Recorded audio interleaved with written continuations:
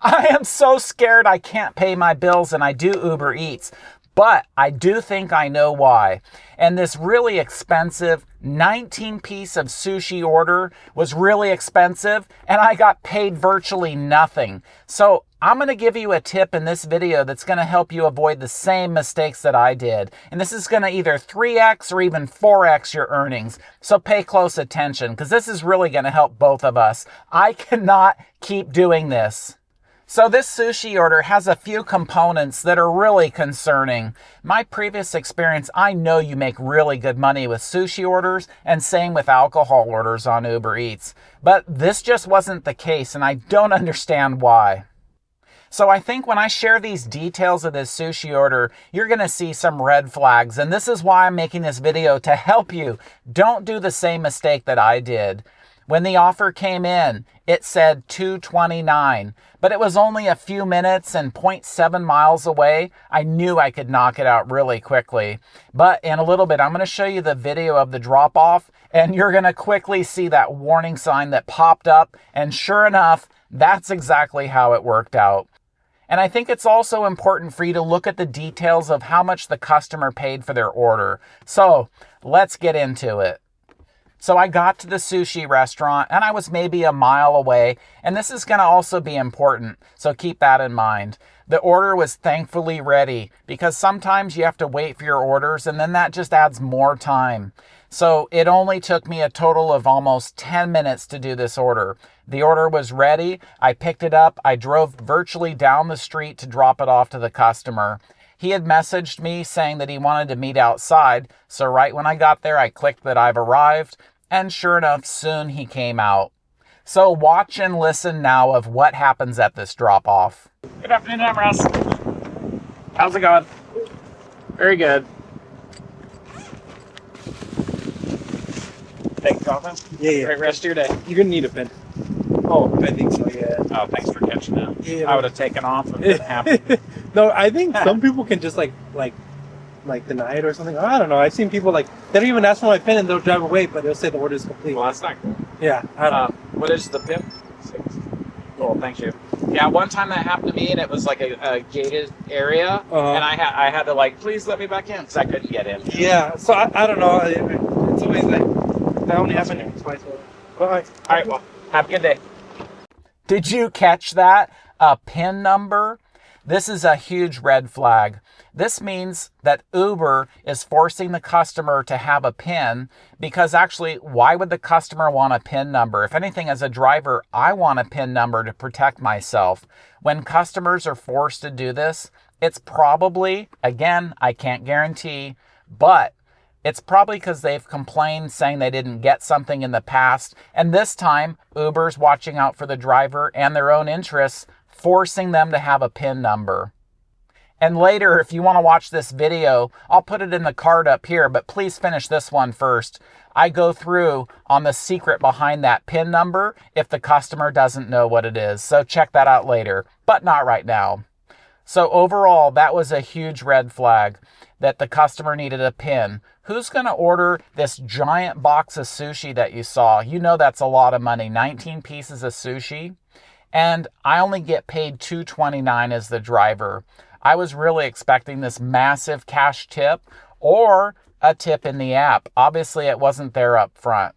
I took this order because I knew I could get it done quickly as long as the order was ready, which it was. When you look at my earnings, $2.29 for 10 minutes, times that by 6, that's $13.74 per hour. That's pretty good, right? Well, maybe not. Let's go ahead and account for the mileage on the car because this car costs money. And if you use the IRS rate, which is 67 cents per mile, the drop-off was 0.7 miles away. So that works out to 47 cents that it cost me to use my car. Now, of course, I did drive further to get to that order, but I don't have that firm number. But you can see here in a little bit why this is so debilitating. The mileage is going to add up. Let's just keep it to that. So now I'm making $1.82 times 6, that works out to $11 per hour. Is that enough to get by? Well, you're going to pay taxes on that. Let's just say 10% of your earnings. So that's 18 cents. I ended up making $1.64. When you multiply that out by 6, that's $9.84. So we'll just say $10 an hour.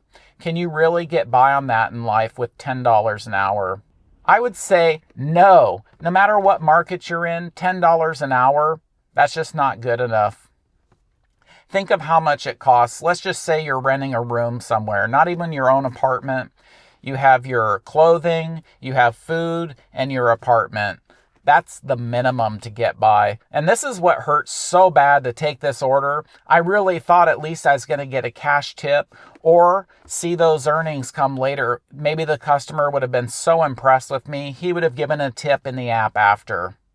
This ended up not happening. So all I made was $2.29. You know, you could argue it'd be one thing. Say I got back-to-back orders. Maybe then that would sort of pay off, but even then it's still really low. So I think it's time to reveal that secret that's going to either 3x or 4x or even more of your total earnings. What do you think it could be? This is something so profound and simple. Please do this. If you want to make more money, don't accept low-paying orders. That sounds easy. I already know that. Why did I accept this order? Maybe I was concerned that it was taking so long to get orders that I'd rather keep my wheels moving and make some money. But actually, it's causing wear and tear on the car. And isn't my time valuable? Aren't I worthy of a good paying paycheck to be able to do work? Do I have to scrape by and only earn pennies and then not be able to pay my bills? Who's going to help me? Who's going to bail me out? It's my responsibility, and it's your responsibility to only accept profitable orders. It's very unrealistic, and I'm sure you know this. If we got nonstop orders all day, then we would have the luxury of taking other orders because we're going to get money coming in. I found I can do 3 orders per hour. And obviously, this is no guarantee you're always going to get 3 orders per hour. But in general, you can use this as a benchmark. So here's the secret to 3x or 4x your money. I got paid $2.29. So only accept orders that are in the range of $6 to $8. If I can do 3, that's $18 to $24 per hour. And obviously, if you get those really awesome unicorn orders or higher paying ones, take them.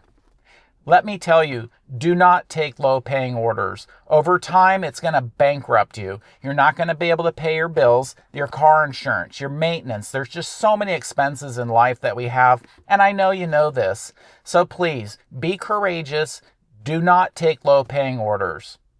I will say that over time, I've been doing this part-time for 6 years. Rarely does the customer ever tip in the app after the order, or rarely do they give you a cash tip. So you're really putting your livelihood at risk, trusting and hoping that something's going to be better, because it's not.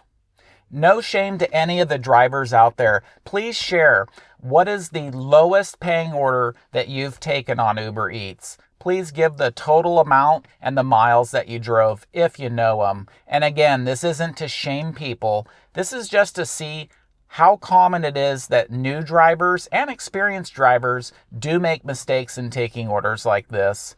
And obviously, it's entertaining to see the lowest order that you've seen, but I want to know the lowest order that you've actually taken and completed.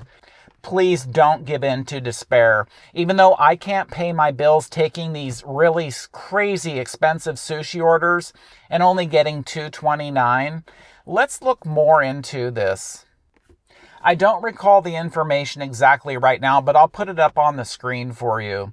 The customer had a charge. It was something like $15 to $16 for this order, and that's not even counting the price of the food. So this customer was charged $15, and likely it's more. Would you assume as the customer, if you're ordering food, if you're paying that much on top of your food, surely the driver's taken care of? But when you consider that Uber gives discounts to customers to try to get them to order, that money comes from somewhere. And actually, I recall now, I think the customer paid a total of $9.85. And of that, $2.29 went to me, and the remaining $7 was Uber's cut for this transaction. So this is something to be aware of. You always hear advertising, Uber Eats drivers make so much money and that all the tips are ours. Well, that's great, but is $2.29 enough to get by? No. Does Uber really need a $7 fee when I'm making $2.29 and I'm doing the work? I would say no. But this is out of our control, and all these service fees do vary. As you look on all your orders, you're going to see different rates in there. But overall, this is why it's important for you to be responsible for yourself. Don't accept low-paying orders, and that way at least you have a better chance of earning a living, earning a good side hustle income, and being able to be profitable. Because again, no one's going to care about you except you. And of course, I care about you. That's why I make videos like this, to help you of any experience level, whether you're new or you've got a lot of experience. This is something that's so important. I'm sure by now you're wondering, what else am I doing wrong? Well, I do want to share that I've made this next video for you. I teach you exactly how to do food delivery safely and profitably. So please enjoy this video next, and I'll see you there.